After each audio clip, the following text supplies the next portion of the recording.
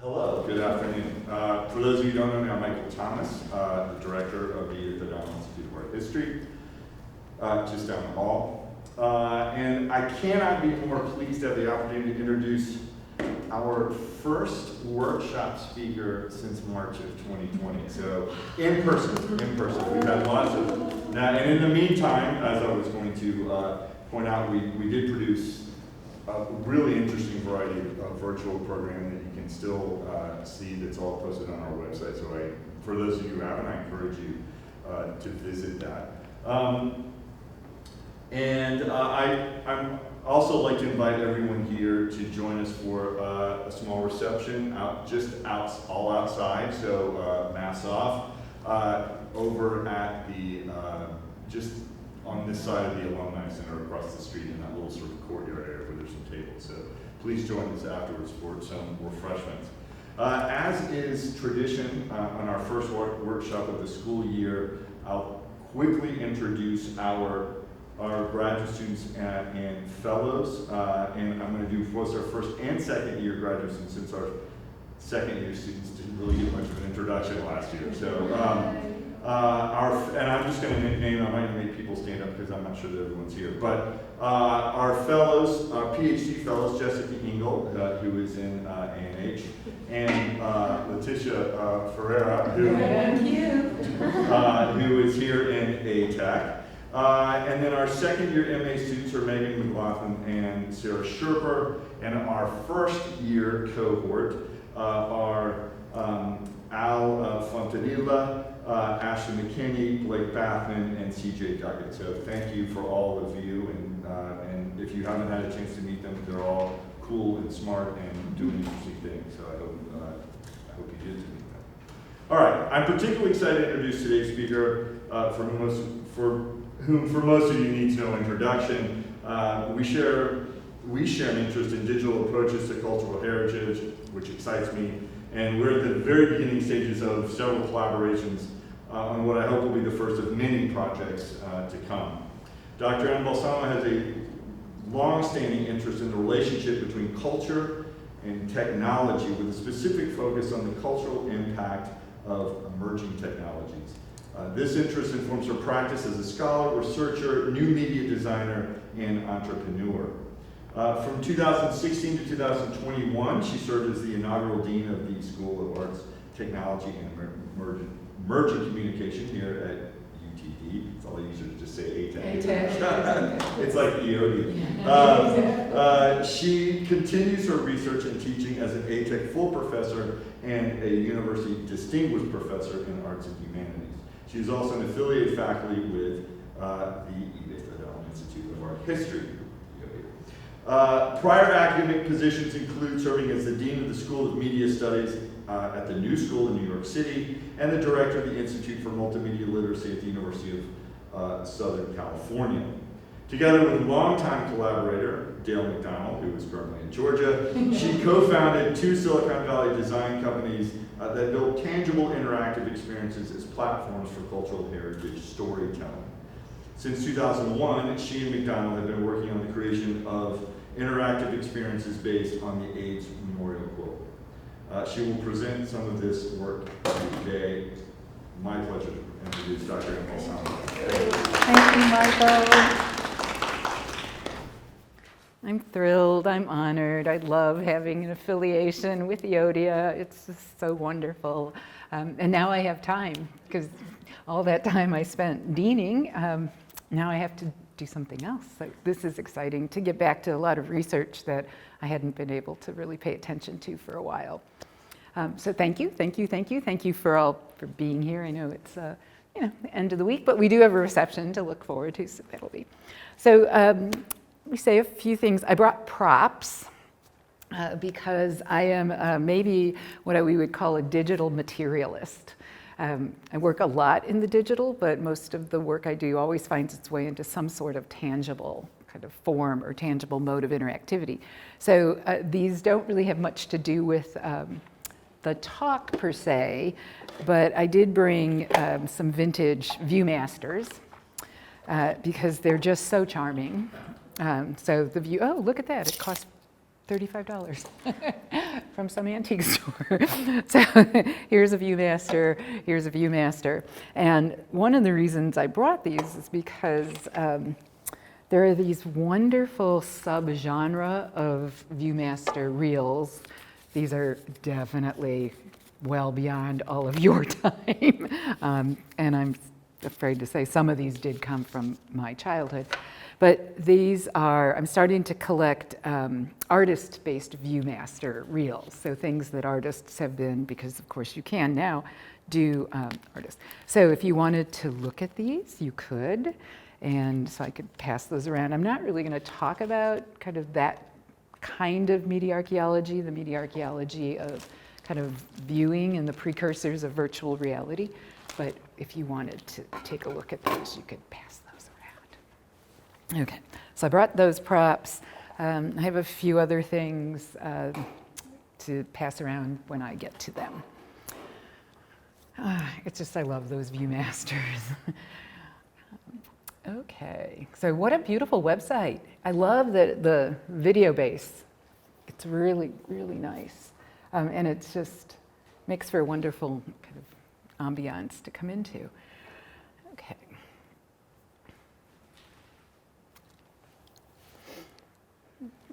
Let me grab my... Okay. So I'm really excited. I mean, we've had a kind of a meeting of the minds talking about the concept of digital cultural heritage.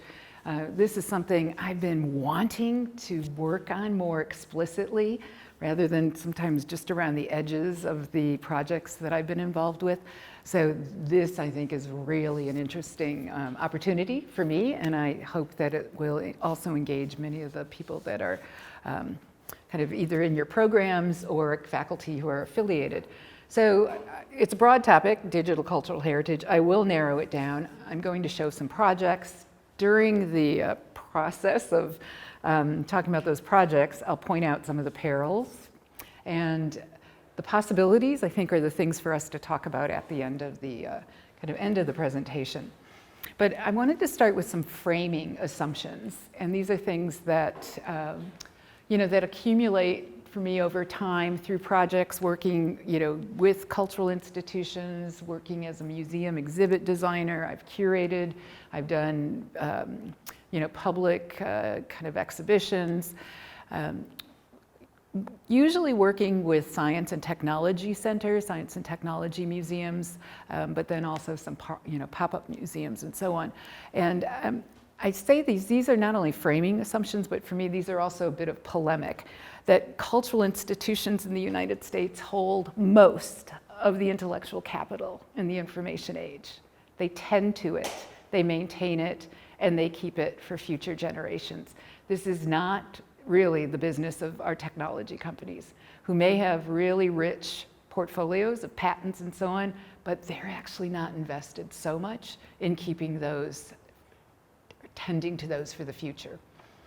So they're, if you know anything about Silicon Valley, all their patent portfolios are mostly defensive, right, rather than keeping it. So cultural institutions, the full range of those, special interest as well as museums and and centers, they hold as their mission, to maintain and tend to this intellectual capital, and it's becoming increasingly more difficult to do that.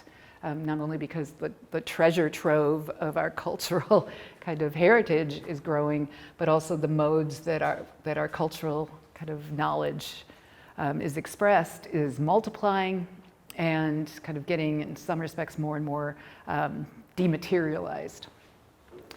So here are just, again, these framing assumptions, and the theoretical work that kind of goes along with the praxis is that we need new theories and new practices of tending to this kind of this intellectual kind of capital, and we need to wrestle with technology so that it serves the cultural rather than the other way around, which is typically what happens.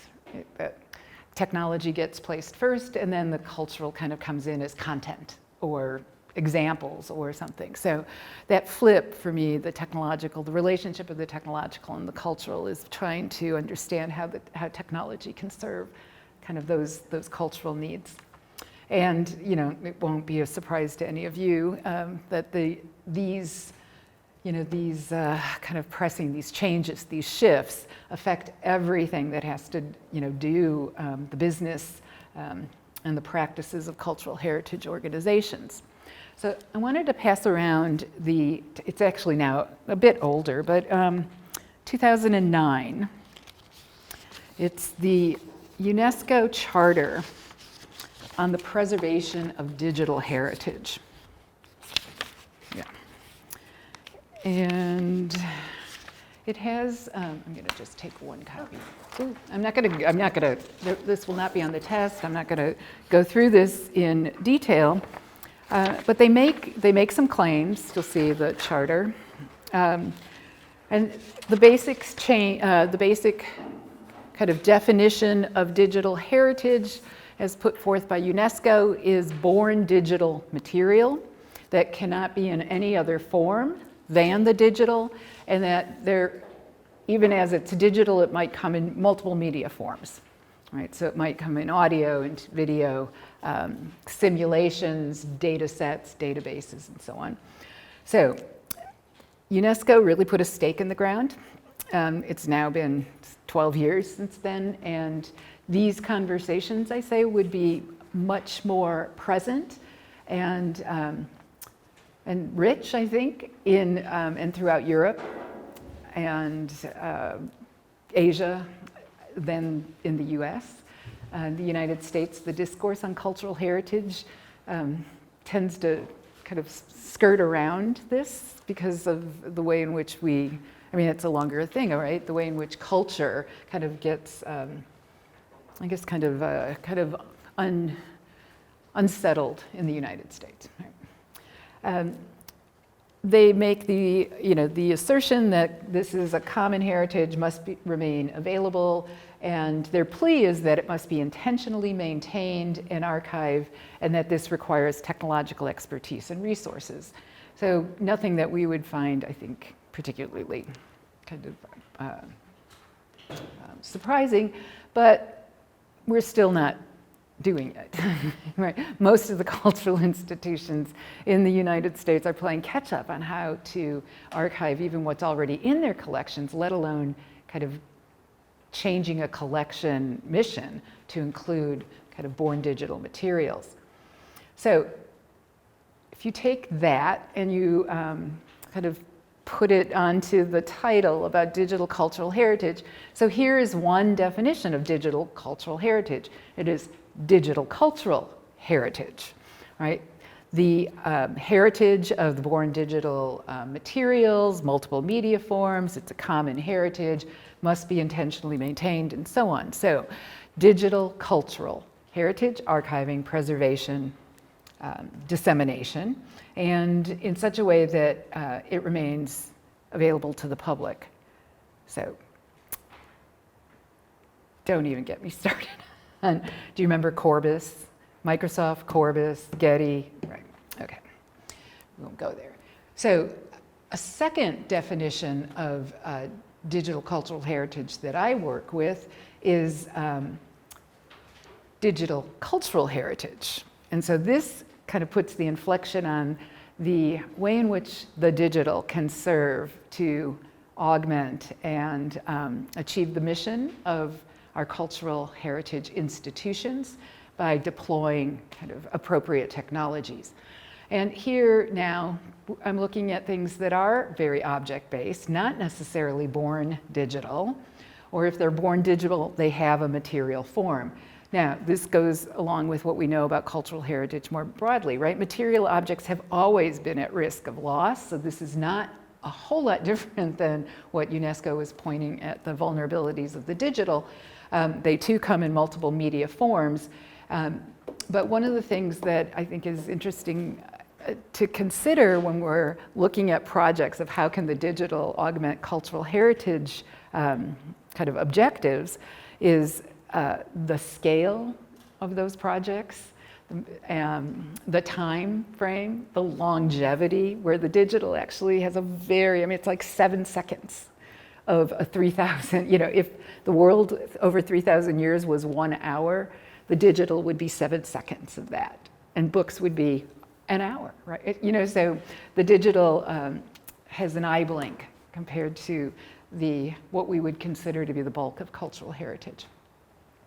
Much in the same way that we think about digital culture and those obligations, it must remain kind of available to the public. It may be, these are kind of digital in the service of cultural heritage. It may be intentionally maintained in archive, but I have a long set of bookmarks that those projects are gone, right? They're digital projects, material culture, they're gone. But it too requires. Okay, so those are my framing, kind of my framing assumptions. So I'm going to talk about a series of projects divided kind of into these kind of 2 categories. The first that are focused on preserving digital cultural heritage, and the second that use digital technologies on cultural heritage projects. So let me start with one that I was involved with very kind of early. This was when I left academia to be a research scientist, and a group at Xerox PARC, this group I joined, we did this big museum installation called Experiments in the Future of Reading, 13 speculative reading devices, each of which was built on some emerging technology that was being worked on in different labs. It was really great. It took 3 years to build it. It kind of was in residence at the San Jose Museum of, San Jose Center for Innovation, and then it toured for a while. And a lot of work, a lot of people, a lot of time, a lot of energy, a lot of stuff. And it was really, really wonderful to rethink some of these bench projects going on at PARC in the frame of what kind of long-term cultural implications would they have if they were widely adopted.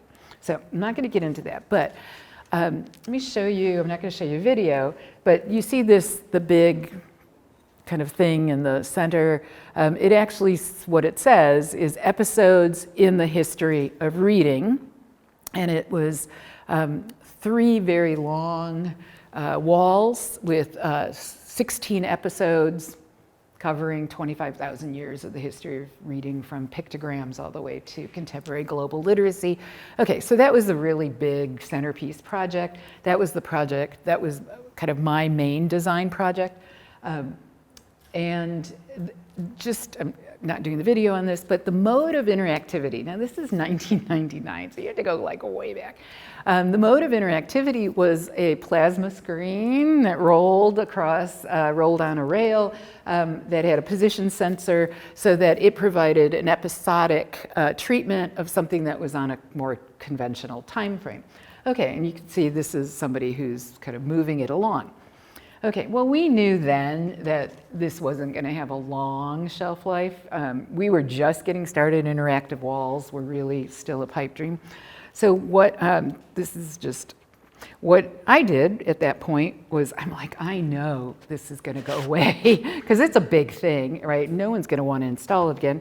So in October of 2002, I had someone go along, and I just videotaped them as they walked slowly across the thing. So here I have it on VHS. And then I'm like, wow, I'm not sure how long VHS is gonna last. So I actually made a flip book that will show you just every frame of a flip book. So I have these flip books for several of the episodes. And lo and behold, if I had to show you what it was, my flip books would be the thing that you could see. Oh, look at that episode that's called The Story. Oh, look, the invention of punctuation. Wow. So the perils, I guess this would be the perils are, it isn't new that any kind of mediated machine-based or digital-based kind of work of art or design or cultural storytelling obsolesces very quickly, and we're constantly having to think about what the next format is, and often default to the most enduring format, which is paper. But let me, that's kind of on the perils, right? They don't last. I know they don't last. But you do it anyway if you're a kind of media designer and committed to this. Now, I'm just going to talk just a little bit about a couple projects that have been doing the good work from the earliest days. And one is the Electronic Literature Organization that has been in existence for almost 20 years now to preserve and facilitate access to all of the experimental literature that was made with the earliest digital authoring applications, which were HyperCard, HyperText, and some of the early authoring platforms that were made. These works are virtuosic. They really represent a, kind of that combination of a kind of an artist's and a kind of technologist's understanding of a new media kind of form, this kind of hypertext at that point. We were just moving off of and onto kind of linked information. So the Electronic Literature Organization has been up and running, and they have kind of spawned different side projects. So Pathfinders is one I was a advisor for, and this was a kind of an offshoot of ELO to preserve the machines that the literature was written for, so that you would have the experience in that black and white, grayish, greenish, and so on, and to get copies of the original distribution. So I'm going to send one of these around. So this is one of those early ones. Oh, Stuart signed it. Okay, so it's called Victory Garden. It's one of the very early, well recognized. It looks like this was 1991. It's about kind of the kind of bombing of the kind of in Iran, and some really wonderful. Are we reading yet? So there's an essay in here on how do you read hypertext narratives, and you might find it interesting what the reading Victory Garden. So I use this with my students to say, look, we have to learn to read and write over and over and over again every time a new medium or technology or a platform comes. So you'll see reading Victory Garden, how to read electronic. And I don't yet have a machine that can read that in its native form, but I am working on getting one pulled together. Okay, so then here's another amazing piece, amazing, by the video artist Bill Viola. Again, I was kind of tangentially kind of working with this as I was at the University of Southern California, where he did this with the Game Innovation Lab, and the students I had in my courses were beta testing for this.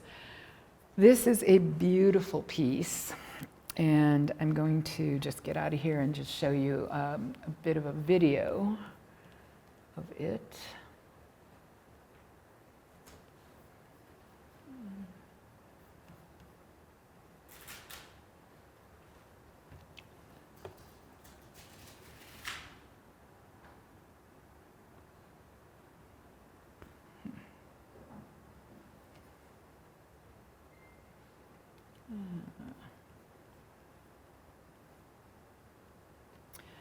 Well, I am not seeing how to get, I've muted me, unmute that. The soundtrack is very dreamy.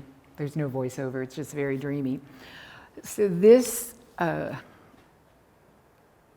game, when it came out, involved, showing it on a Windows machine with a Sony kind of interactive set of controllers, And it was a very fluid experience because the controller made for really beautiful, like pushing forward, pushing backwards. It wasn't button controlled.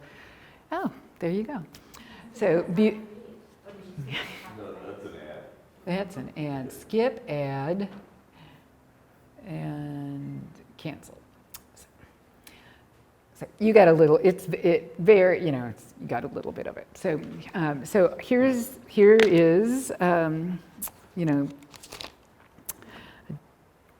CD-ROM of this with the description, and it's like, here's the recommended systems requirement: Windows, Intel, 1 gig of RAM, 1 gig of free hard drive, a video card, a video codecs, and a Sony PlayStation 2 game controller with USB. This one is taking a little longer for me to recreate, but I have to recreate it because, and I'll send this around as well, because they have ported it, right? They've done a version that you can download, and it's awful. Like, your only way of moving through the game is with the arrow keys. So that kind of fluid, moving the joystick, and as you're moving, you're going. So yes, it's all there, but I wouldn't say in any way that it is. It's like a breadcrumb of what that was, but it doesn't at all convey the experience. Now, one of the things as we start kind of talking about. No, that's not what I want. There we go, okay. There we go. When we start talking about archiving this kind of form of digital culture, which is different than time-based media like films or animations and so on, this category is called processual media. Right? Its meaning doesn't play out in a narrative way in that kind of linear sense. The meaning of the piece and the experience is accumulated through the process of engaging the material. So moving one way and moving the other. This is one of the perils or the challenges of people who are archiving video games in general, is that you got the game, but it doesn't tell you anything about what the experience of playing the game is, and how do you capture that? Now, we are so lucky we live in the age of fans and Wikipedia, because fan sites and Wikipedia will show gameplay. And they are doing a lot of the hero's work of archiving processual kind of game experiences. I don't think anybody's doing that with these art-based experimental games. So there's both an opportunity and something that needs, I think, to be attended to. Now I'm going to bridge from kind of the preserving digital culture to this kind of middle project that has been going on way before we probably had the construct of a kind of cultural era, the digital culture. And this is a shot from an incredible exhibition mounted many years ago. It was my last trip to Europe was to see this. And we came back and the world changed a year later. So ZKM is the Center for, it's the Zentrum, I won't say, it's the Center for Art and Media in Karlsruhe. It is the main major institution in the world collecting, curating, maintaining media art forms. And it is, it's a heroic effort, and it is amazing when they pull it all together like they did with this Art in Motion, 100 masterpieces. There were over 300 pieces there, and the curator's statement, which was Peter Weibel, he's like, I'm not gonna pick which ones, you pick the, so although it was 100 masterpieces, there were many other pieces from their collection and loaned from other museums and centers. But here's the thing. I mean, hundreds of dozens of artists, and some of them you'll recognize. Nam June Paik, Duchamp is in there, Steve Wozniak, Godard. I mean, you'll recognize some of their names, Cage, Charles Eames, Ray Eames, and so on.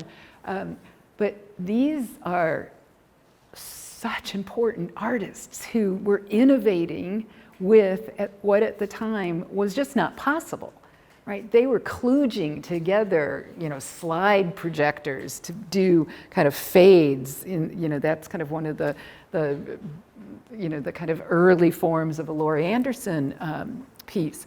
I mean, amazing artists, and so very few of them are familiar to students in the United States because we don't have any construct to be teaching about media art, because media studies goes mostly to the popular culture, right, or more maybe common culture media forms.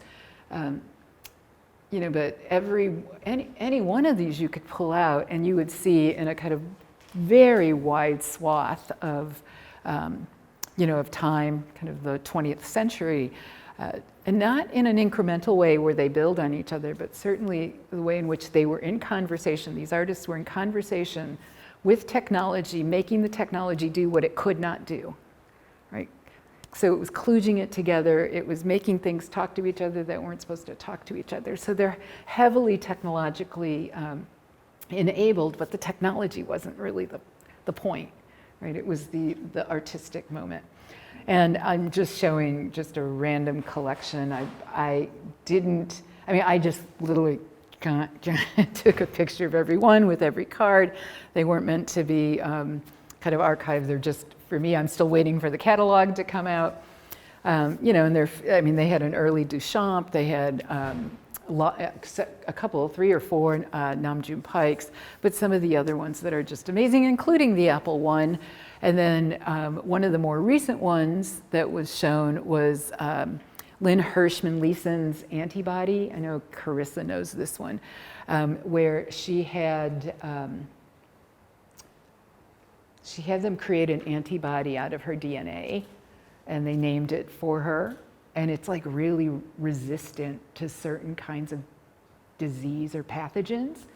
And her counterpart, her kind of genetic engineering collaborator, is just amazed that her DNA has this capacity. So it ranged from, the kind of ready-mades of Duchamp all the way to, I think, just the beginnings of a kind of bioart that, and then some kind of organic plant-based singing plants and things like that. Now, I wanted to say something about Lynn's work. So Lynn, who I've known for a long time, is amazing, generative artist who continues to not be given enough due. Her portfolio, she's got a retrospective up at the New Museum in New York right now that fills the museum, and it's maybe 10% of her work, and they're not showing any of her films, they're not showing any of her wet installations like this. She's done many things. But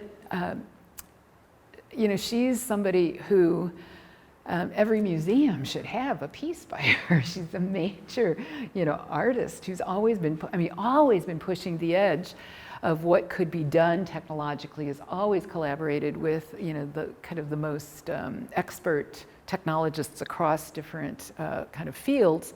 And you'll see a piece of hers here, you'll see a piece of hers there, so she's just really close to my heart because I've written about her, I've interviewed her, and she was the ATEC Visiting Artist in Residence in 2017, and it was a big gala, and we showed her films, we installed some of her work, we couldn't do her bio art, and it was fabulous, and we did what we could because it was, here, and we didn't have whatever $100,000 to, to pay her, so she gave me the friends and family discount.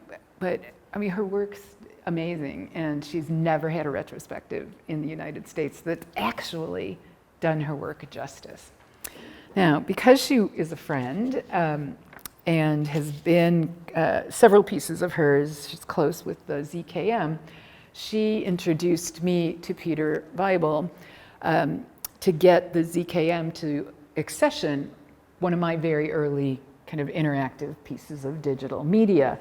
And this project was called Women of the World Talk Back. And this is a breadcrumb from a website that uses Flash, so you can't see it anymore. It's a breadcrumb. It just shows some screenshots and what the, you know. So this Women of the World Talk Back was an interactive documentary of the UN Conference on Women and the NGO Forum held in Beijing and Huairou in 1995, which at the time, 70,000 women, was the largest gathering of women on the planet until the day after Trump's inauguration, when there was a whole bunch of women. So at the time, though, there were a lot of women descending on Beijing and then into Huairou. So I took a group of students, engineering and humanities students. We registered as an NGO, which gave us kind of some activist things. So we interviewed people and we talked to the people who were participants, and we had a delegation, we did a white paper, we did some activism. So this DVD is part of my last book, Designing Culture, which I conceptualized as a transmedia project.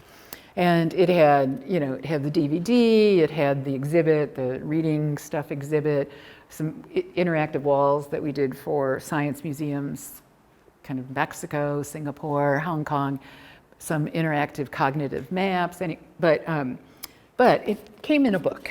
It came in a book. And the DVD came in the book.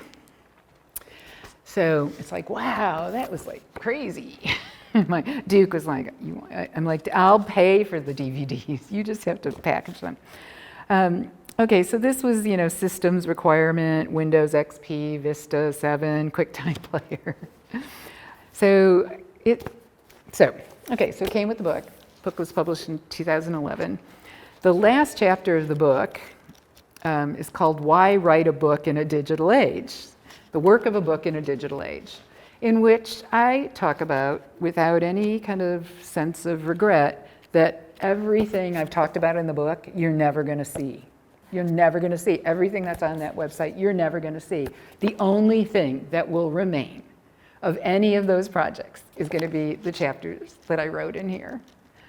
And this has, you know, a longer shelf life, like not indefinite shelf life. So okay, this was a book, that's great. So I had, for the longest time, kept an archival machine to run that DVD. And it was very precious to me. And here it is. The screen is broken because I dropped it. And I brought it in to have the screen repaired. And my great tech team at ATEC put it on the web and updated the OS. So now, when I go to click on Women of the World Talk Back, it will say, here it is, Women of the World. You can't open the application Women of the World Talk Back because PowerPC applications are no longer supported. So I have now no archive machine. If I wanted to show you that, another peril, right? First of all, do not only rely on one archive machine, and don't drop it. So another machine I'm trying to recreate, because ZKM would like to get this, and I've got the master, but I need to tell them what to do with it. Okay, so that's both my experiences in making digital culture projects as well as confronting how ephemeral they are. Now if we look at the digital and the service of cultural heritage, things that you'll be more familiar with are on websites, the 3D models of very large architectural, which is not quite yet what you want to do. I mean, these are just models, And they have a video that kind of goes through it, but they're not interactive in the way that you want it to be. But, they're there. There's a lot of, so this one's Athens. But Sarah Kenderdine, oh my God. Amy Hofflin knows her. It is our dream to bring her here because she is amazing. So she doesn't just do these models. She makes them the platform for an entirely kind of unique and immersive experience. And she's done not one, but a dozen. They're virtuosic. She is, I think she may now be in Australia, but for a long time, she's a global citizen. So I'm gonna get out of here and just show you her project called Pure Land. It's an interactive, embodied experience in a kind of surround, kind of multiple screen projection of the grottos at Duong. So let me show you just some of her, just a little bit of it. Nope, that's that.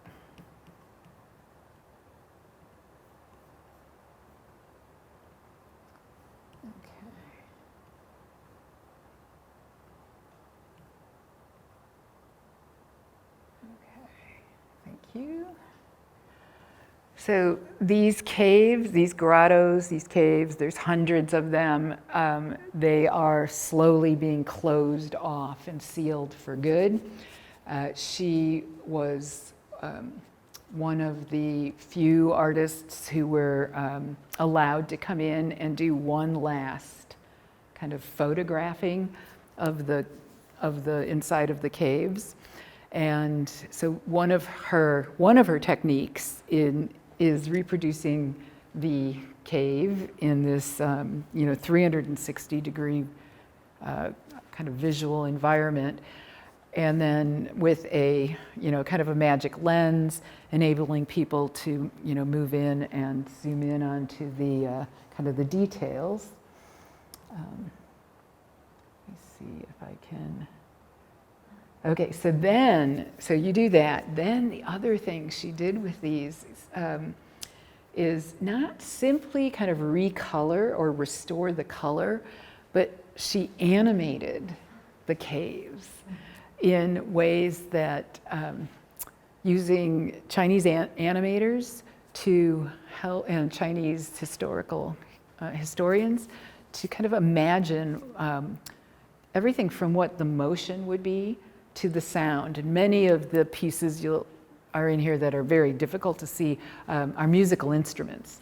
And so then she has musicians play the instruments that would have been appropriate for the time, and dancers reproduce the dancing and some of the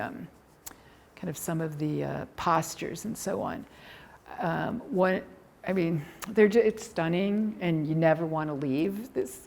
And I think one of the reasons you never want to leave is because she uses the most lightweight headset. It is not, you are not looking, you're not looking at something that's like right here, like a VR headset. You're looking through a set of glasses that enable the room to know where you're looking. So it puts the augmented reality is, they're just gorgeous. So those are all overlays that then you can kind of interact with. She has another one called Hampi in India, but I think this is all just Pure Land here. Can I get there? Yeah. And the music, so this would be where sound would be helpful. So what you would see when you're looking at this instrument is you would be hearing kind of an instrumental piece of this. Amy and I bonded over the fact that we're Sarah fans. She's one of the leading thinkers in digital cultural heritage in the world right now because she's been involved with it for so long. Okay.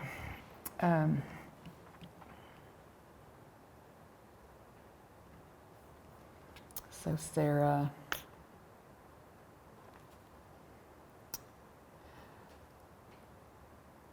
Doesn't match at all in terms of its historical kind of breadth or even the scale.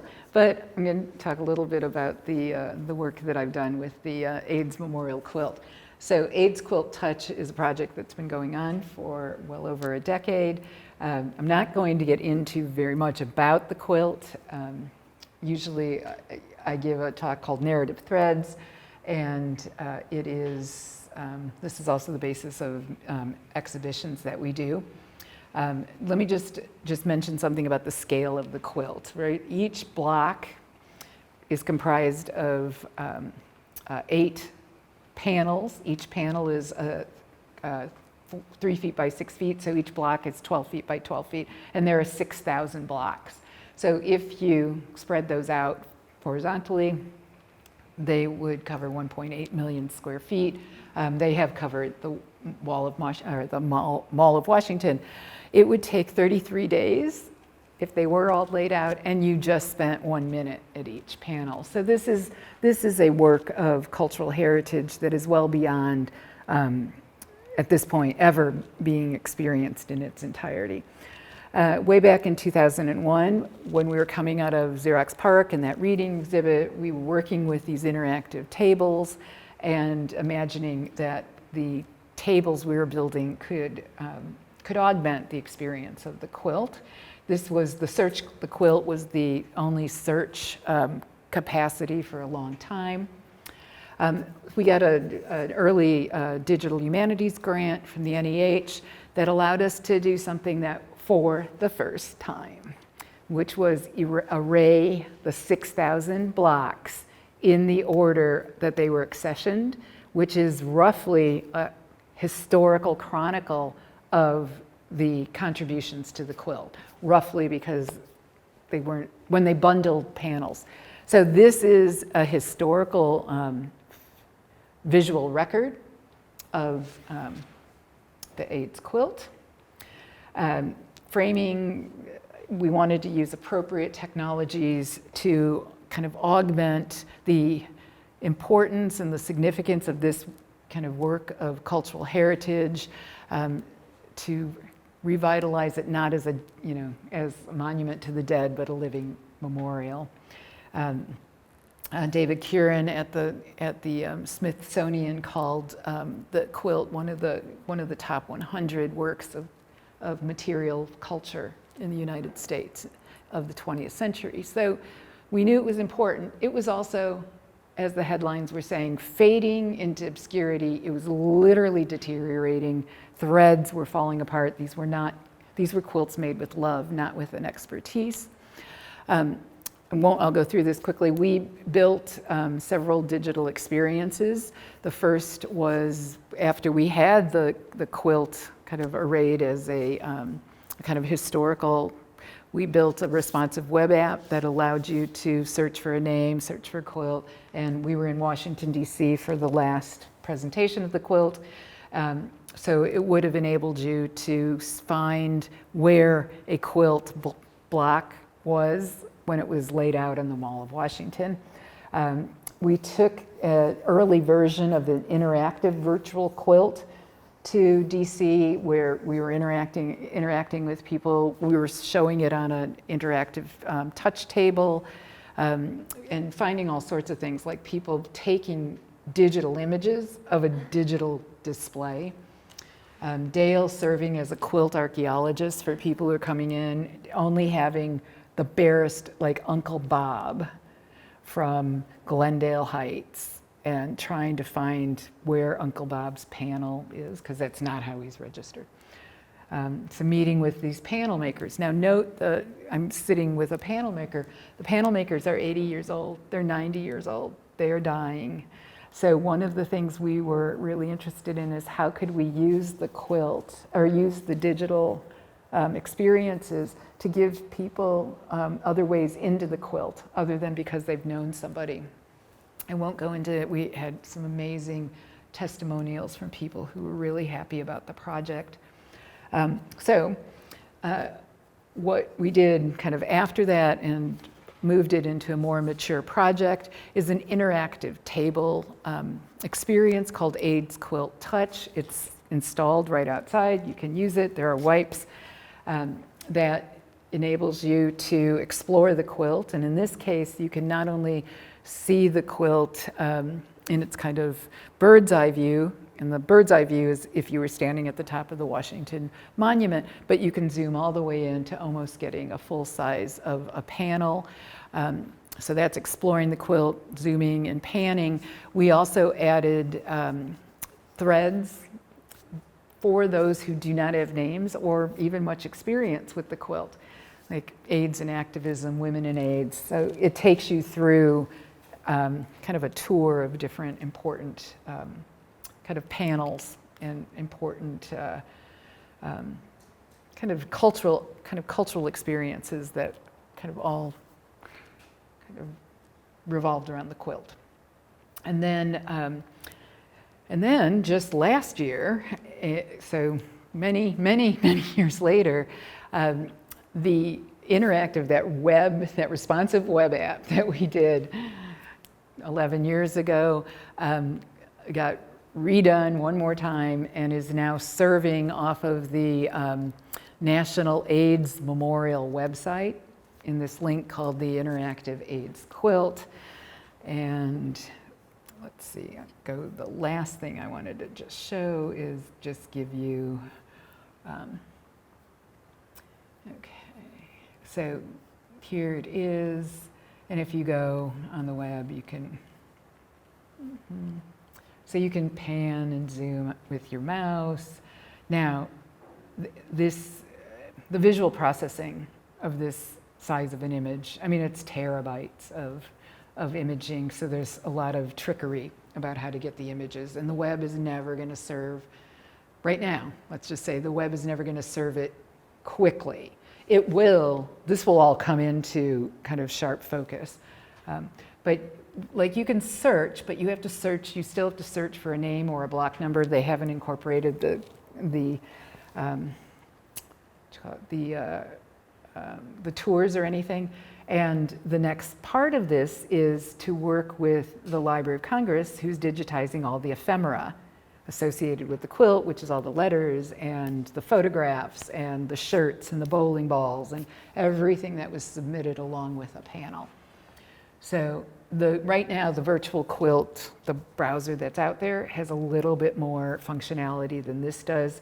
We're really running up against the limitations of the web on this, just because it's so visually heavy just to do that.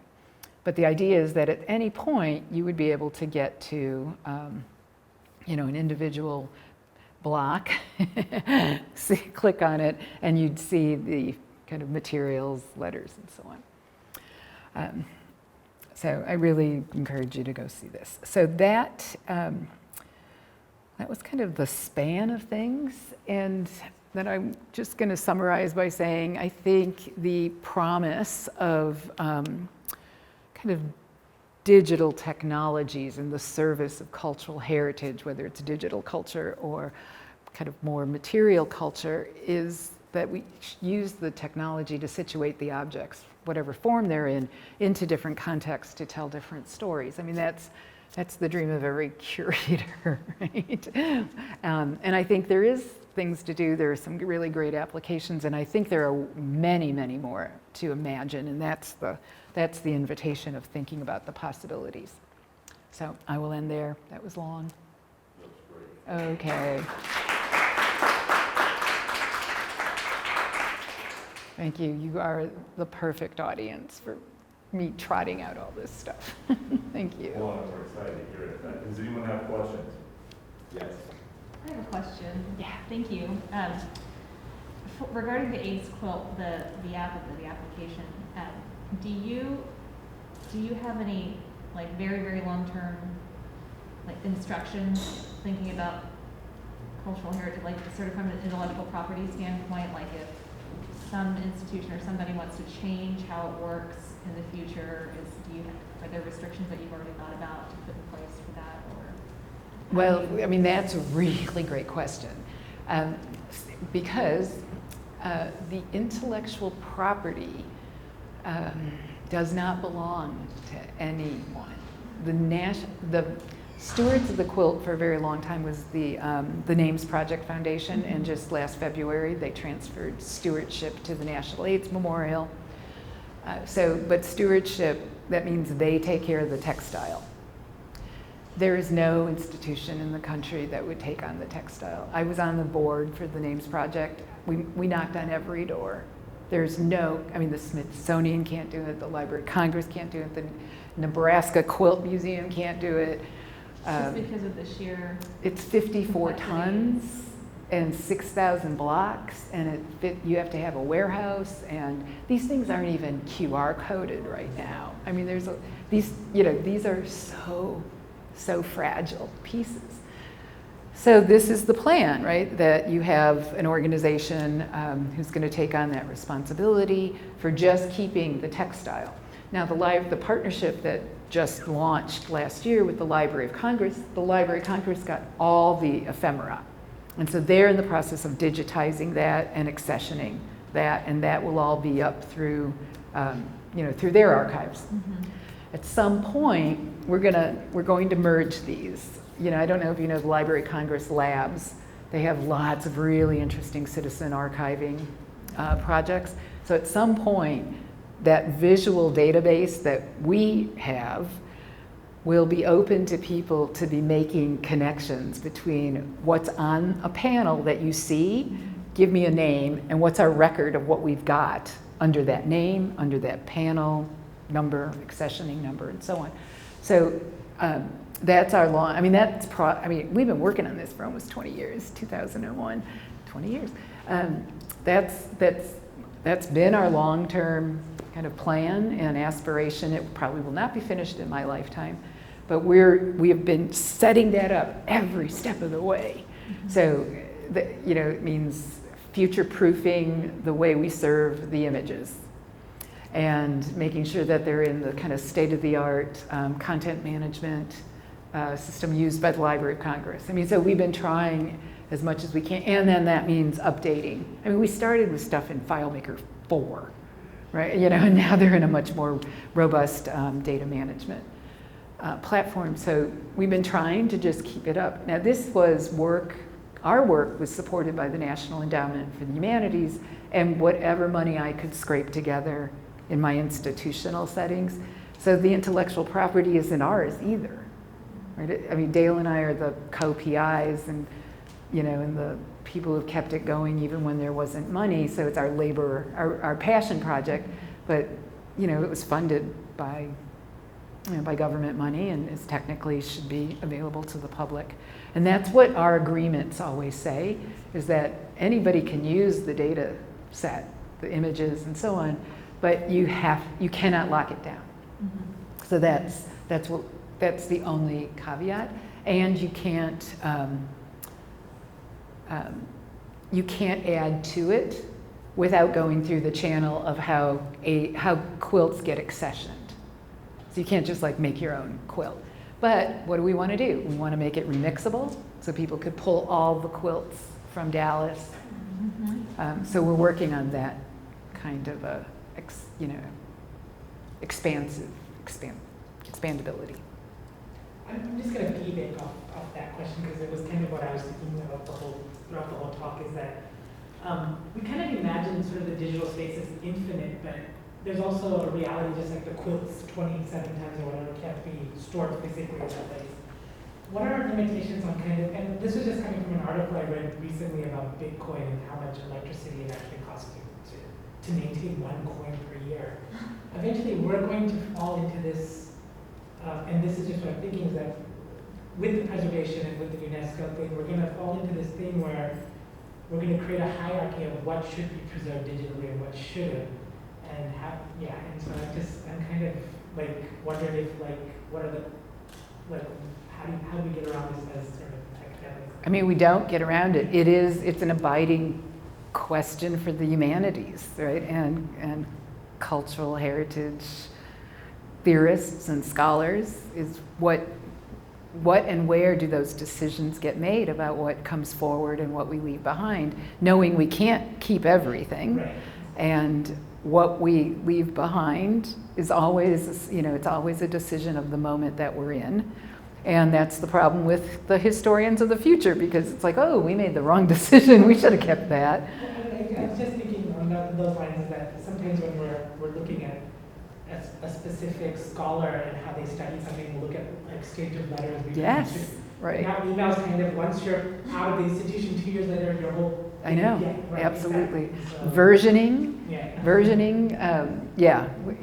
I mean, this is what the early digital humanities people were wrestling with, is you have no versioning history anymore from, works that have been worked over and over again. So those are the theoretical and scholarly questions that have to be addressed, which is who makes the decision? Well, it's always been, it's not like it's been a democratic decision, right?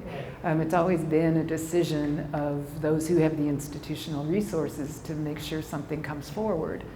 And then those passion projects, and what I was saying about fans, it's like, it's not like it's democratic, but the fans who are, putting up their videos on Wikipedia and again, leaving us breadcrumbs, they should be as revered as our librarians, right? And our art curators, because they are single-handedly giving us the gift of our current moment for those who come later. Thank you so many. This opened up so much of this sort of theoretical in my head that I hadn't even thought about. And all that stuff is yet to be, there's one book on kind of the cultural theory and digital cultural heritage. One book. This field is ready to dig into this because we're old enough now. These projects are mature enough to that we're losing them. Right? So it's not like, oh, we're looking at hypertext for the first time. We are looking at whole swaths of things that we can't get back to. Exactly. No, my frustration, I taught like 20% of my class last year in the pandemic through 3D sort of renderings, but it was Flash. And then all of a sudden this semester, I have my own PowerPoints, but I'm just like, I need to find a new version of the new technology. It just disappeared overnight. Yeah, right. I assume that I would figure out a way, but apparently you just need the old, it was kind of like your computer situation here where the browser's updated and you just can't do it. So I'm starting a new lab called the Media Archaeology Lab to do this.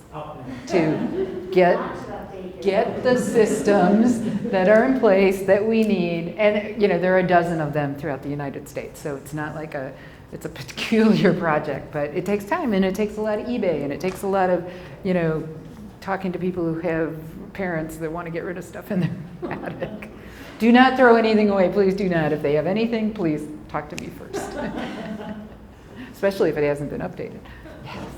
Hi, Roger. I missed most of your talk and I apologize for other obligations. But as you know, I worked as an editor of an academic publication. And at the beginning of the pandemic, I started organizing obituaries of people who died of COVID-19. And very quickly, you got into the dilemma of who you choose to remember. And I think we publish paper copies of our journal, and so the obituaries will be around 500 years from now. But I was confronted with a flood of people dying in my community practice, and I came up with the idea that we need to reinvent the idea of an obituary. And to some extent, that's a little bit of what this is like, right? Because the only criteria for being in the quilt is that you died of AIDS and that someone remembered you. Right. Right. Whereas as the editor of an academic journal, you're bound to be biased. People you happen to meet at conferences and so on. Right. So that the selectivity of what we choose to archive is frightening. I think there's a real opportunity here for us to start a kind of a collection or an archive of computer art. Because we know those people. They've been published in Leonardo. We can get to them. You've seen those names. right? like that. No, no, they're not. But I mean, thank goodness that they're not dead, but they're aging, and they would be willing to give us things. Yeah. And unlike things that, that hang on the wall and stuff, we don't need that much space. But what we may need are the platforms that they run on. Ironically, the ability to do the graphics was on paper. And Yeah. so those are easy to copy. Yeah, But then it became a digital medium. Good luck. yeah, yeah, yeah. So, yeah. I have a question. I'm fascinated, and I think I know, and I have the same sort of enthusiasm for Sarah's internet, is seeing this that you and Amy have. How does she see herself? Is she an artist? Is she what is her, does she look at herself more as a researcher, because it's got a little bit of everything going on. I mean, obviously there's a creative part to it, because this whole animation of it is, not as archival as it is, but then there's a massive archival aspect to it as well, because these are. I mean, she is, she's a curator, so I think that she does, and identifies herself in the field of museology. So that's kind of her professional network. But she's also an incredible experience designer, and has worked with, Jeffrey Shaw is her partner, and he's just one of, again, that virtuosic kind of early artists working with these incredible immersive experiences that weren't virtual reality. So, her, what does it say, right? She's amalgamated cultural heritage with new media art, interactive cinema, expansive cinema, some expanded augmented reality, embodied narrative, field of digital heritage. That's what I was saying. Because unlike Lynn, who is an artist, Lynn Hirschmann is very much an artist, I think Sarah does that also, but she's also a theorist and a scholar and a researcher, and works on issues of policy with, like the Chinese government to get access to this. So she's doing something. It's called, she's built. She's also, clearly she's also a technician to a certain extent. Yes. That she's producing Yes. this. Yes. And she has the grasp of the technology to push it. Yes. So what what she and I have talked about a lot, because I don't, we talk about ourselves as executive producers, where you have to know what everybody's doing, and you have to know enough about what can be done and what you need to push them to do, because they'll tell you you're not, but that doesn't mean you have the skills to do it.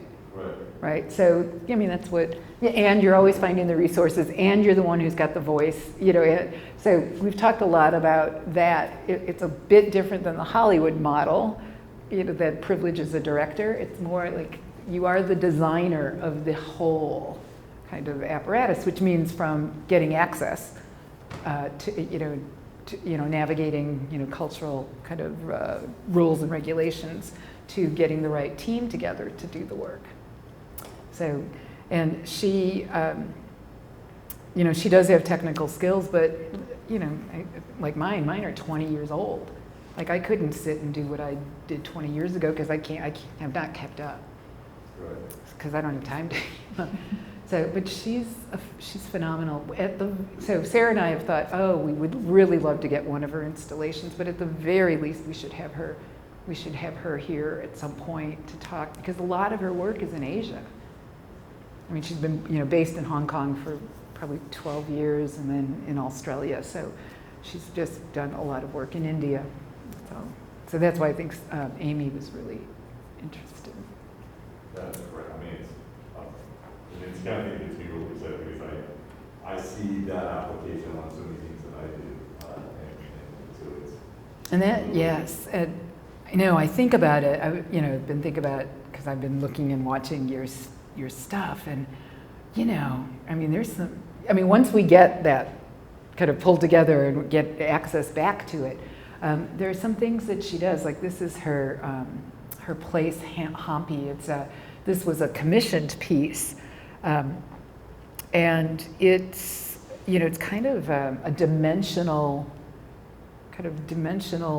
expanded cinema, and it shows different things, and then different gods pop up. I mean, it's like it's taking what's there and adding more stories to it that are not frivolous. You know, so it's not simply, oh, this is the way they, you know, they sold goods or they traded and so on. It kind of brings the cultural richness kind of forward. Yeah, well, I'll throw my support line. Let's Yeah. That was great stuff. You know, and some of these things are simple. Like this is interface, and you stand in front and you move, you know, the screen. I mean, so it's not like it has to be the entire big cave dome experience. Although we've been looking at a pop-up dome, a pop-up cave that literally just like a geodesic dome that would give us the ability to do an immersive experience with multiple cameras and stuff. But she's pretty. So a scholar, like how museums of the future will look, the future of culture. I mean, there's like, I'm just such a fangirl. Well, I'm just such a it's fangirl. right there. I mean, access. I mean, so much of it is about access. I mean, there's so much of what. I mean, there's hundreds of underground, spectacularly painted tombs in Turin, which is essentially Tuscany now, that date back to that you can't even get into. And I look at what she's doing, and I was like, this is, there's a whole, I mean, it's essentially now where we have picture books that lead our scholarship because we have no access. Mm-hmm. And so, I mean, the fact that you're making things accessible Mm-hmm. in a way that, I mean, is also obviously, typifies what is amazing creativity on our part. But beyond that, it's just the pure accessibility. And that plays such a big part of cultural heritage, I think, because there is so much that you can't see. Yeah. And so, obviously, I think the digital world, the virtual world is the place to bring those back to life. But there's not that much of, I mean, there's some of it happening, but there's not as much as you would think. Yeah. I mean, obviously you run into money and you run into dissemination. I mean, you just said it yourself. I mean, Yeah. how do you that I assume that you couldn't do a whole lot of what she does on the web because you need No, interactive right. environment, you need a cave or whatever, Right. an environment that's Right. there with, I assume, Right. terabytes of information stored on a server and et Right. cetera, et cetera. So, as you said, we're doing the same thing. We have pushed the limits of the web so easily and so quickly Right. that we have to come up with a way. Right. It's a, And I'm sure it'll happen, but and this is where our partnerships with cultural institutions that are still brick and mortar, it's like the web gives us a place for breadcrumbs, like trailers, video trailers and things like that. But to me, the real possibility is what if you could just find a cultural institution that will support building one, and then it becomes a destination for that institution, right? Because they do take, they take infrastructure and so on, but a lot of this, her work, Lynn's work and so on, a lot of those artists, they were pushing and making things do that weren't supposed to do, that we now have things that can do, right? And we now have Unity. Unity, you can make it do what you wanted to do before they didn't. So I think it's about both the material, the kind of the commitment and the nuances of the cultural heritage, and the experience design, and the appropriate use of technology. Because many people are like, we're just going to put the quilt in a VR environment. It's like, that is the most ridiculous thing I've ever heard. The quilt isn't an immersive thing. You stand over it. It's not like it's the walls. It's just that kind of stuff. People just think, oh, you'll just do this and it's like, no. That's that whole notion, appropriate technology. And it could be lower tech Yeah. than, yeah.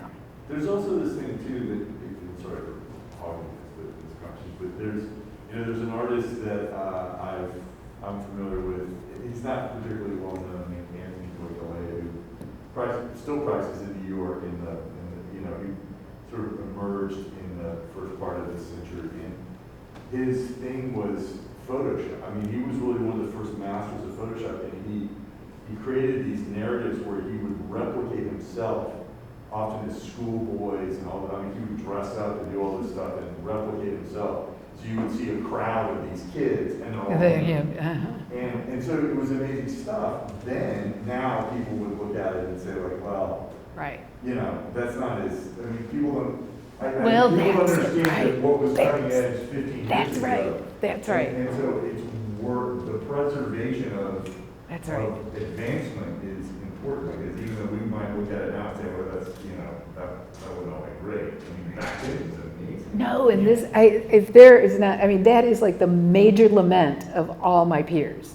They're like, you don't understand. We had to do this with slide projectors. We had to do this with a plasma screen. But that's part of the art history, right? I mean, that's not being taught. Yeah. There is no media art history program that I know of in this country. Yeah. I mean, I'm just Right? thinking, I'm Media involved in studies, exactly. media history, popular cultural forms, absolutely. Avant-garde cinema. Right. But we're talking the kinds of things that, Roger, that, has been published in Leonardo for the last 50 years. So anyway, this is my hobby horse about here is yet another, it's not to replace and so on, but here is yet another, an aspect of cultural heritage is the curriculum that would teach the history of these things that aren't very old. Yeah. I mean, we're talking 70 years at the most. Let's let me bounce on that. So that's one of the reasons we started inviting people to write memoirs before they died. The historians can only remember using what's remembered. Right. And if the pioneers don't write memoirs, then it's 50 years later it's hopeless. And a memoir is not a scholarly article. It's this is what I did. This is but you're quite right. Right. That's why I wrote a book in a digital age. Yeah. Because this is going to outlive me. Right? Yeah. This will outlive me. But we do teach art history in a way that sort of provides a snapshot of where people, if you look at the way that, at least when I was taught Renaissance art history, much of it was about the evolution of artists' ability to Yes. portray, Yes. believable and realistic Yes. environments. And so we watched that progression go on, and clearly, Michelangelo was better at it than Fra Filippo Lippi, because they just kept looking at each other and getting better and better. So it's the same, it's not technology as opposed to Right. but it's Right. the same sort of evolution. Right. So I think that, this idea that there is this evolution of media is fascinating, because Right. all that stuff, as you said, those moving screens and stuff that you have to do Flip book. a flip Yeah. book for, Yeah. that's Yeah. what I think is fascinating. I'm just thinking of Epcot Center. It's like when I was young, you would see this flash of Michael Jackson in just wearing the 3D glasses, and that was like the epic thing of the 90s. And now you go and you see what they're doing with Star. It's like in 20 years, it's just incomparable progress. We're going to get this done. We're going to do it. We're going to do it here. I'm passing around just blatant. Okay, so I teach an undergraduate course called Introduction to Technoculture. We just did Media Archaeology and the History of the Book, and we kind of go through some of the art forms that we've talked here. So if you're in contact with any undergraduates, it counts for university credit. I love this course because it introduces students to these concepts about cultural heritage, cultural history, who gets the importance of the fans and libraries, and how to talk to machines, and what gets hidden from history, and things like that. So I always want to make sure people get this. And next year I will probably be looking for some teaching assistants, because we're running out of teaching assistants for my class, so, I mean, of the graduate students in ATEC, so. At some point, any of your MA Well, students. the other thing is that it is work, I mean, it is very early on, but Dr.